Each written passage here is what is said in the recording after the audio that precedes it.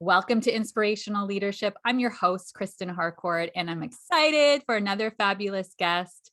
Today, I am going to be speaking with Allan Kehler, who is a mental health advocate, keynote speaker, author, and coach.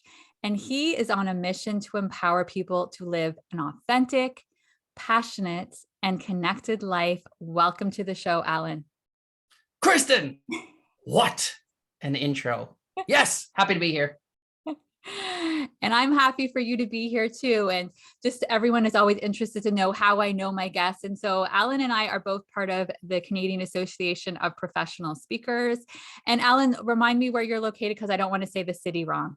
Saskatoon, Saskatchewan. Yes, coming in from Saskatoon. What's the weather like in Saskatoon today? It is so hot. There's no reason that anybody here would ever go to Mexico. It is +2. Yeah, +2 Celsius. Yes. So warm. Actually, it does feel like 30 though. Yes. After the coldness, I'm grateful. Yes. And the spring's on its way. So that's always exciting. Agreed.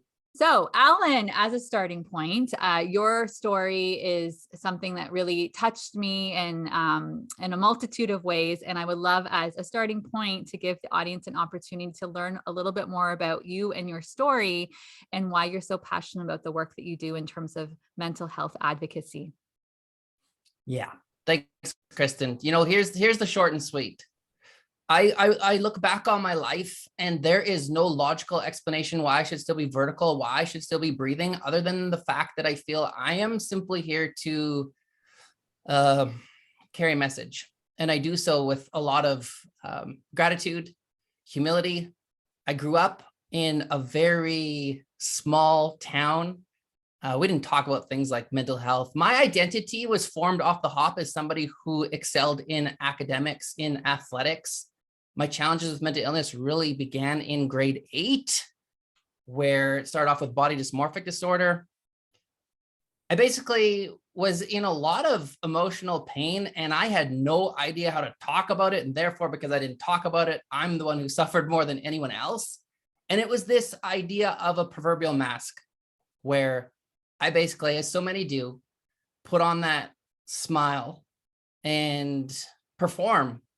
And my challenges just continuously got worse. Fast forward, eventually, when I was finally able to be vulnerable and get some help, oh my gosh. I mean, Kristen, I met with almost 30 different mental health professionals. So many labels came at me. And because I didn't know who I was, I just was like, I ingested them. And then so many medications, I think I was on 12 pharmaceutical pills in a span of 6 years. And then, the self-harm. I was a compulsive gambler and alcoholic. When we don't have tools to manage our pain, we grab at straws. It is logical, isn't it, for someone to want to leave pain behind in exchange for pleasure? And I mean, even when I started to speak, I shared my story, and I think I shared way too much. It was probably more about me than it was about them. And without getting too much into, the pain, I reached a point eventually, as many do. It's like that proverbial fork in the road. Either if you want something different, you have to do something different. And that took place after I had collapsed outside of a classroom where I was teaching. And a doctor had given me a month to live if I didn't change what I was doing, which, whatever. I cared, but it's not like it was a surprise. My life was just fueled with gambling and alcohol, and I was having seizures all the time. And the thing that bothers me and what stands out though, Kristen, is that nobody knew. When we immerse ourselves in this world of addiction, sadly, we just push everyone to the side, right? And it was so lonely. But when all these students are peering down at me and, they're like, oh, Mr. K, are you okay? And once again, it's the mask, right? Oh yeah, no, I'm good. I was like, I can't do this anymore. And the catalyst was this understanding how vulnerability actually equals strength. It is really hard to take risks, isn't it? Step outside of our comfort zone. I was able to get myself into numerous support groups, whether it was bipolar. Gamblers Anonymous, Alcoholics Anonymous, a group for other men who've been sexually abused. What? Like, though, I don't even have words to explain a lot of those fears. But the thing was, once I was able to get into those spaces, I felt better, because all of a sudden I'm hearing my story through theirs, and it's like, oh wait, what? Emotions are energy, and when I can be free from some of the darkness, it's going to make more room for light. All these, I'm hitting you with metaphors here, but it was just liberating, and I understood the need and the importance of surrounding myself with others who spoke my language, meaning lived experiences. And so even once I started to share my story at a public level, other people are approaching me and saying, oh, me too. What? And I had an interesting conversation this morning with a guy who sees me for coaching, and it was about, can we really afford to be anonymous with whether it's addictions or mental health? I mean, geez, I spent so many years in absolute silence, just suffering. And I meet with so many people who carry their pain for so long, wherever it is, communities, corporate world, schools. And it's like, enough. I rented out so much headspace to what other people thought about me. And you arrive at a place where, oh, this is your journey. Just to surrender to the things that you can't control, and how to create your own peace and stop being a victim. And my gosh, there's been a lot of learning, and I'm still learning, but that's a little bit about me. Wow. Thank you. I mean, I'm not at all surprised that you allowed yourself to be vulnerable and share openly, because I know that's what you're out there modeling and helping others. And there's a couple of different directions I want to take you, because I think there's, talking about what this looks like in terms of organizations and how they can be supporting different people when it comes to mental health, and what they can be aware of, and questions and things like that from a leadership perspective. But I think where I want to start first, and it's something that I see quite often, I'm curious around how others can be aware of this and support, is that I think for a lot of men specifically, there's a lot of socialization, there's toxic masculinity, there's all these things that make it even harder for them to step forward. And, I look at a lot of women who want to, in some way, be able to offer support and ask questions and be able to be an ally in some ways, but they struggle to know, like, what does that look like? So I'm curious, would you be able to share with us, for perhaps women who are supporting men in a variety of different ways, whether it's husbands and whether that's fathers or nieces and nephews, whatever that may look like, how can they better support men on this journey? Great question. The supporting role is one that I have so much empathy for. Here's something interesting, actually, Kristen. The last book that I wrote was on men and mental health, right? Interviewed a lot of men. Who bought the book more than anyone else? Women, people in a position of support, because it's like, I just need to understand. And my wife, Tanya, I love learning from her. She supports me in a way in which she doesn't lose herself in my journey. And that's hard, because when we care about someone, whether it's in the workplace or in the family, it is very difficult to not lose ourselves. I think it's almost as though you have like front row seats often to a horrific show where you often see the person you care about deteriorate in front of your eyes. And it's like, how can I help? What can I do? First of all, you cannot help someone that does not want to be helped, right? And that's tough. That's tough. So it really comes back to, okay, what can I control and what can I not control? Say and do everything in those moments so that you don't look back thinking, damn, I should have done more. And I think first and foremost, it starts with not trying to fix someone. I never wanted to be fixed. When I was able to get myself into these support groups, it became apparent to me that actually all that I wanted was to be seen. I wanted to be heard. And yeah, I wanted to be supported. Now, for me to get any of those, I had to be vulnerable. And so I think on the outside, it's understanding that silence is not the answer, right? Saying nothing will not help. When I was in high school and all these signs are there. I mean, I could put up every single sign where somebody's struggling with their mental health, check it all off for me, but yet not one person approached me. And, you know, educators could talk to my parents, but what's the message that we get when we're in pain and nobody approaches us? Nobody cares. So X on that one. So then it comes down to, well, then what do we say? And I think it's very simple. It's as simple as, I don't mean to pry. I just want to let you know I'm concerned.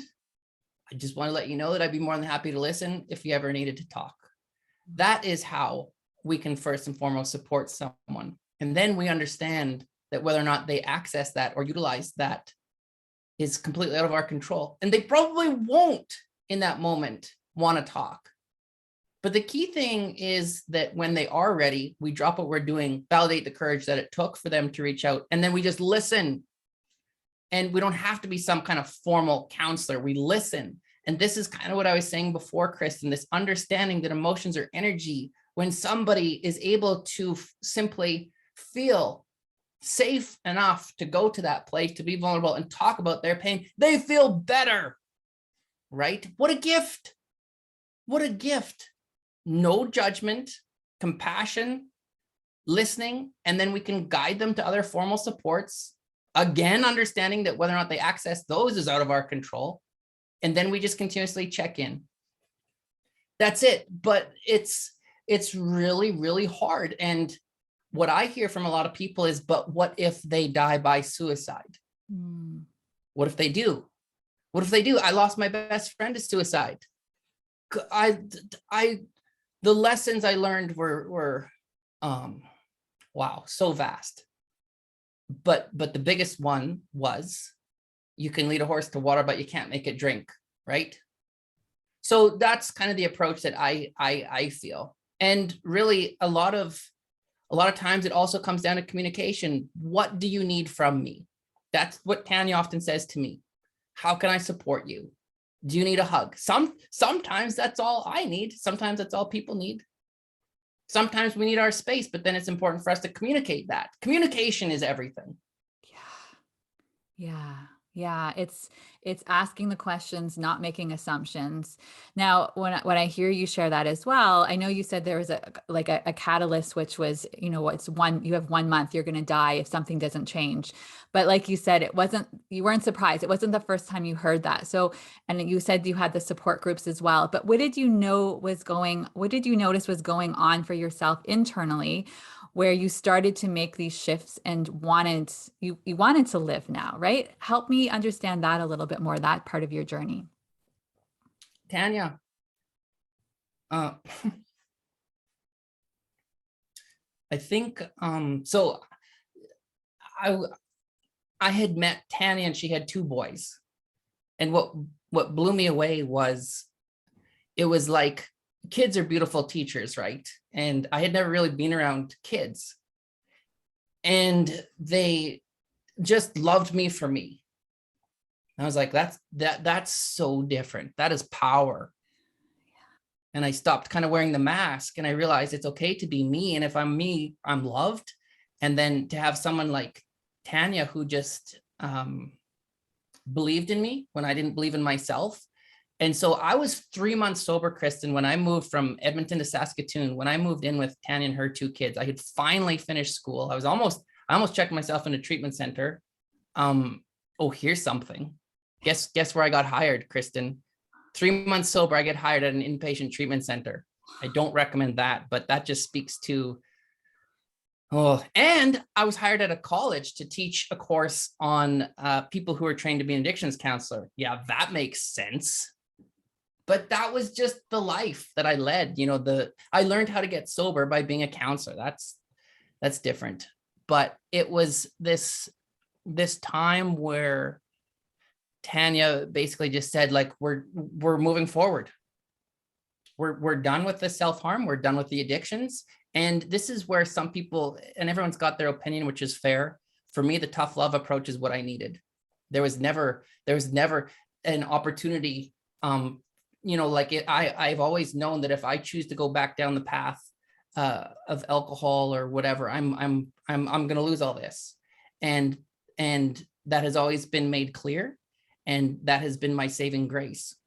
So the turning point was realizing that it was okay to be me, to stop with the mask, to embrace who I really am, which is an empath, somebody who feels, but as a man, that's hard.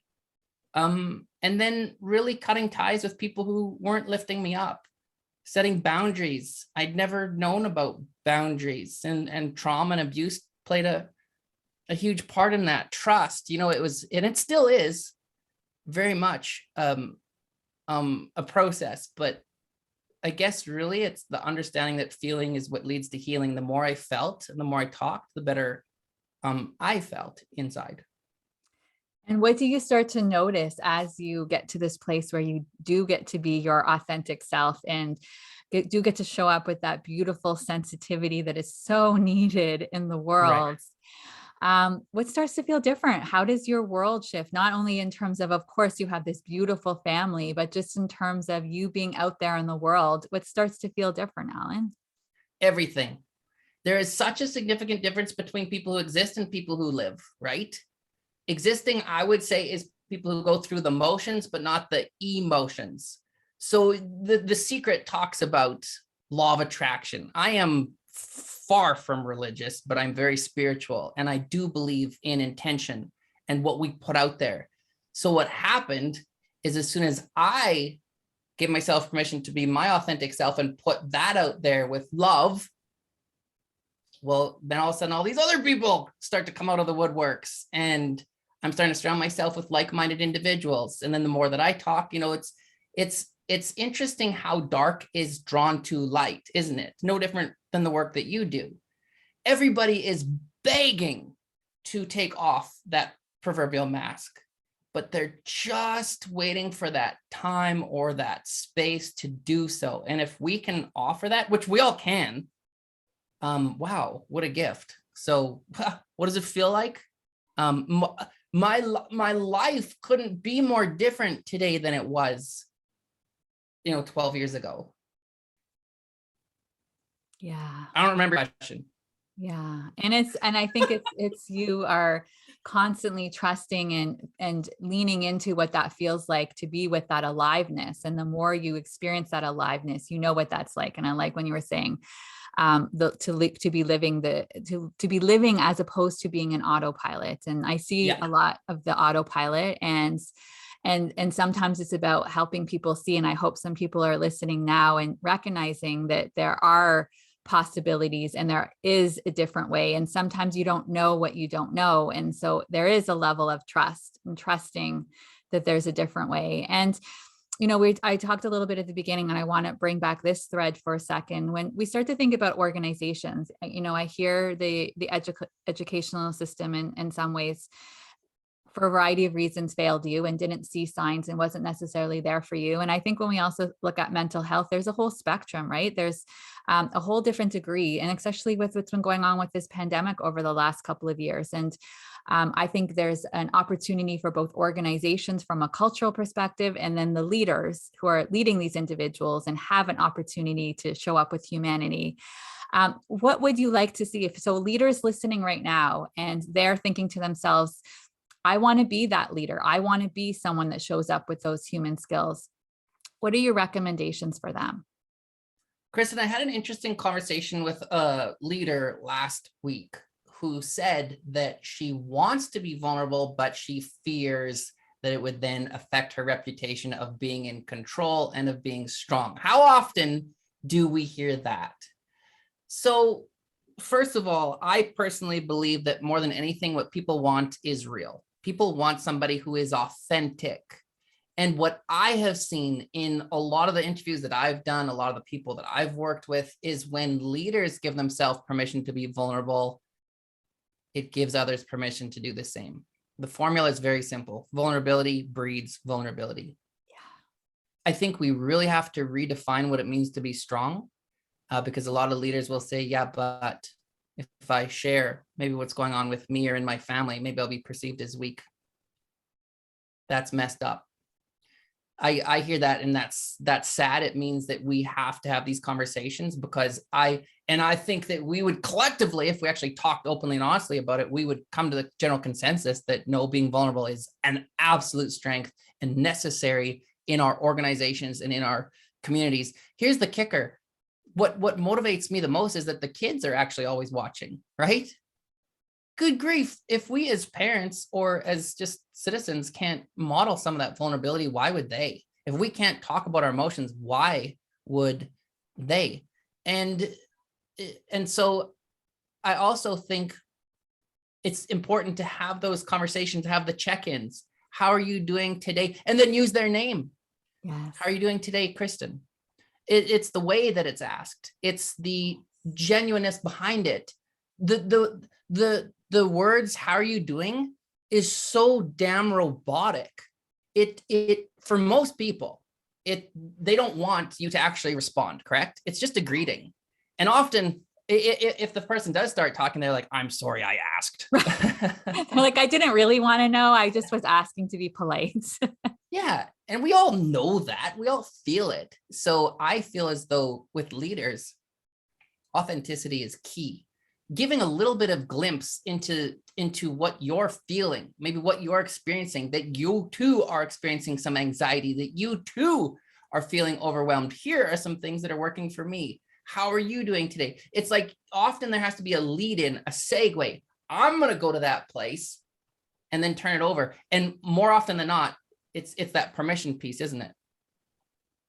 Yeah, I've said this so often. I like definitely is not just during the pandemic. I think this is important, but those times where even you set the tone where a meeting happens, and at the beginning of the meeting, as the leader, just even saying, I'm curious how everyone's doing today, because I got to tell you, I'm having a pretty tough week, or I'm having a tough day, or this has been going on in my world. All of a sudden it opens up. And every time I've talked to a leader that has done this, it has never been like, oh, everyone's like, well, good for you. Like it opens up, everyone's all of a sudden sharing. And then again, they're no longer feel alone, because they recognize they're not the only one that's feeling that way. And they were feeling sometimes that shame, that it's like, well, everyone else has it together.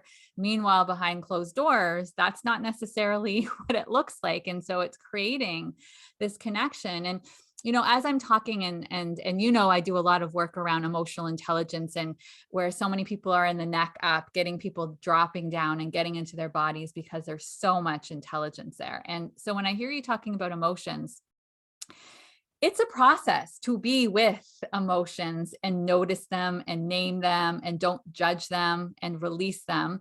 So I'd love for you to talk a little bit around what's that been like for you, because I'm sure back in the day, no one pulled you aside and said, hey, Allan, this is what it looks like to feel big emotions. And this is how you work with the big emotions.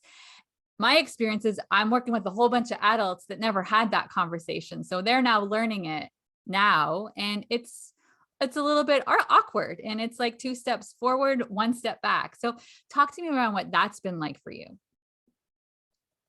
I guess for me, to heal was to thaw. I was so frozen, so rigid. Anybody who tried to make me feel, I actually repelled. Anger was always my go-to. It's a go-to for most men. Then over time, I realized that anger is just the secondary emotion. And when I understood that sadness is what actually fueled it, I cried. But the reason I cried is because I actually gave myself permission to go there. We live in this world where it's just go, go, go. Ask people, how are you doing? Busy, so busy. If we give ourselves permission to slow down, then just pay attention to thoughts, pay attention to what's in there. We all have it. We just use different things to suppress it, don't we? Different blankets to cover it up. Sometimes it is work. But yeah, it was really about slowing down and learning that feeling wasn't going to kill me. And the more rewards that we get from our behaviors, the more we're going to continue to do them. So if people, and this is what I had to come to understand, I had to understand, like, it's a great question. And I often ask this, true or false, in one of my keynotes. Do you respond the same way to your emotional pain as your physical pain? Yes or no?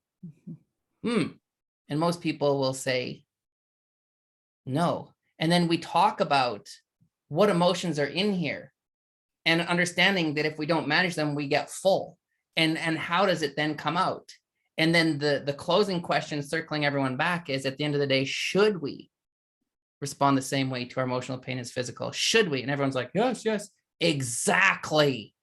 So that's kind of the foundation for this awareness, which I had to come to because I was physically sick. And how many leaders and just people are so full, or empaths or helpers who are carrying everyone else's shit.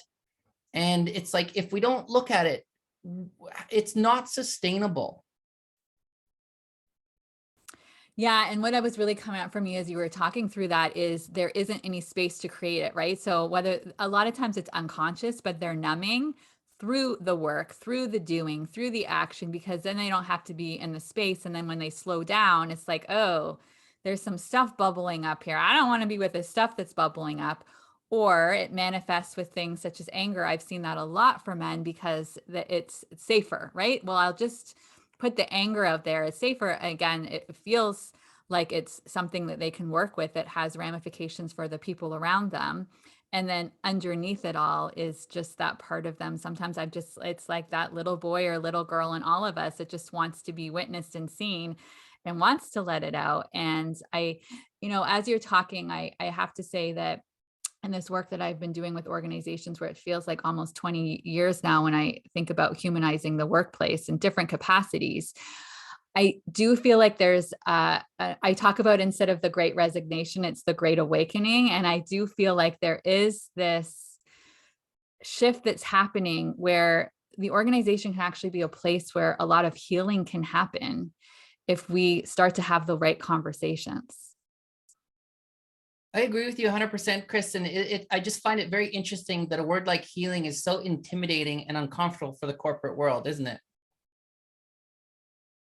Healing, spirituality, which is so different than religion, but a key component for where I've gotten. These are conversations that I think have to take place. And I totally agree that we are moving the right way. There's still so much rigidity. Is that even a word? Yes. Right? Barriers, walls up. But hey, kudos to you for paving the way.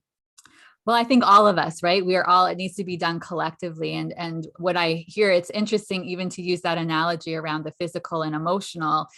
We're fine with using the word healing if we're talking about healing from an injury, right? Right. Then the word healing is okay. It's like, so I think that's the bridge, right? It's like, okay, well, healing doesn't just happen on a physical level. It happens on an emotional and spiritual and all of bringing that all together. And so I think this is why this work is so important. And I feel like I'd like to continue talking with you about this for another 3 hours because this work is so important. But one of the things that I like to leave with you when it comes to what you'd like to see more of in organization. So if you could wave your magic wand, and you've spoken beautifully about many of them, right? More vulnerability, more human conversations, asking the questions. But what else would you like to see? Where's the path forward if we start to look into the future and there is more of these conversations around mental health? And this is in the workplaces, and this is also in our communities. What do you long for? What would you like to see more of? I guess in a perfect world, I like dogs.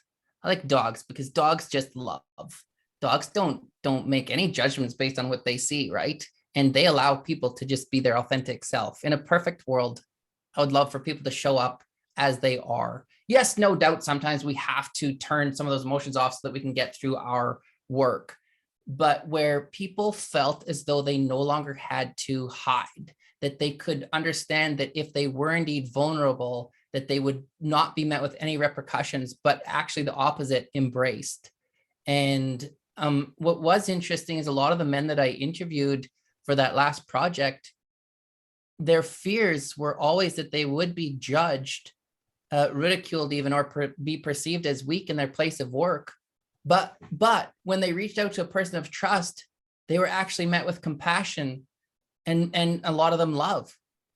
And so ideally, that's what I would love to happen, for us to get to this place where we just respect each other and respect the emotions that they're going through, and don't form our own opinions around it. But love, I mean, that's another word.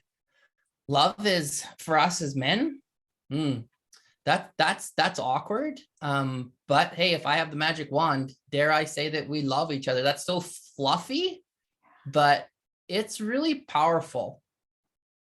Yeah. Respect. Yes.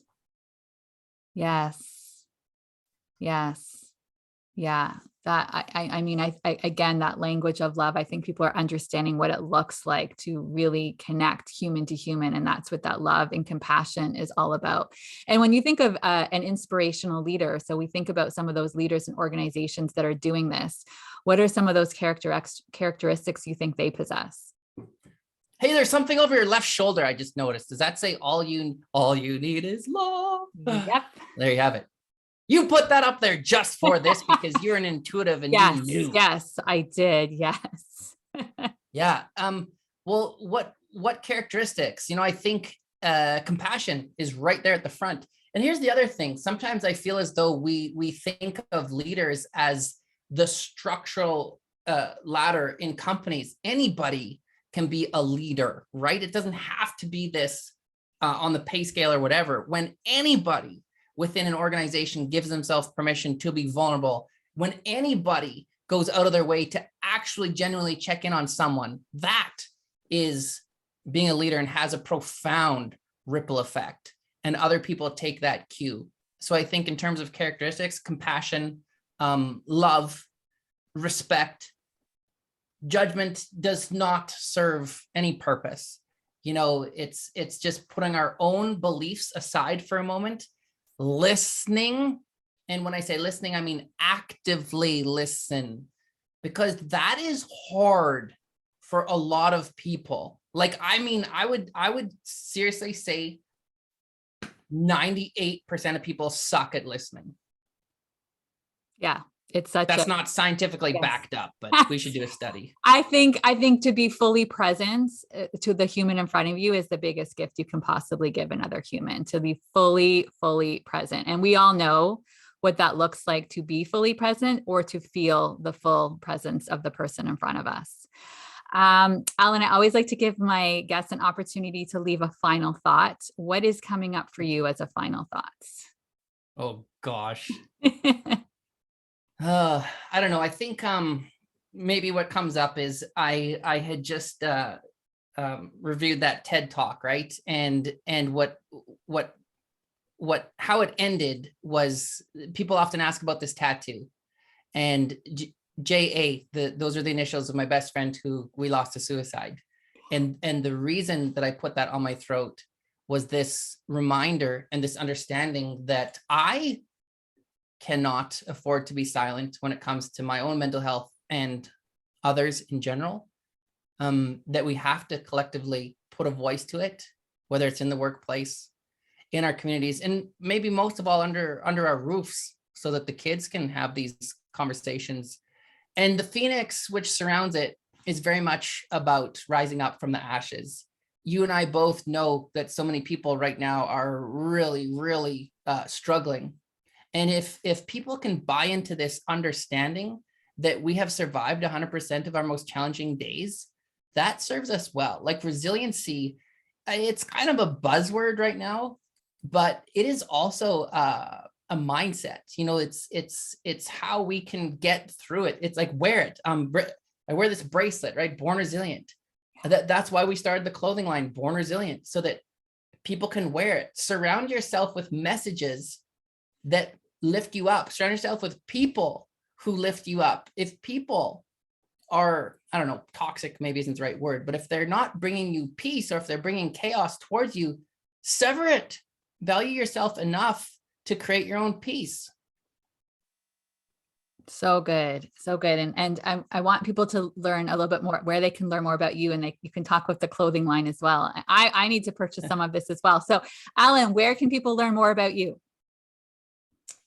Probably, Kristen, the best place is just the website, allankehler.com, ALLANKEHLER.com.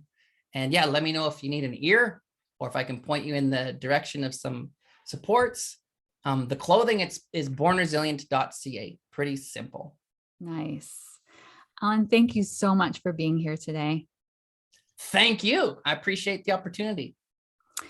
And for everybody, wherever you are in the world, good morning, good afternoon, good evening. We're sending tons of love. Bye-bye.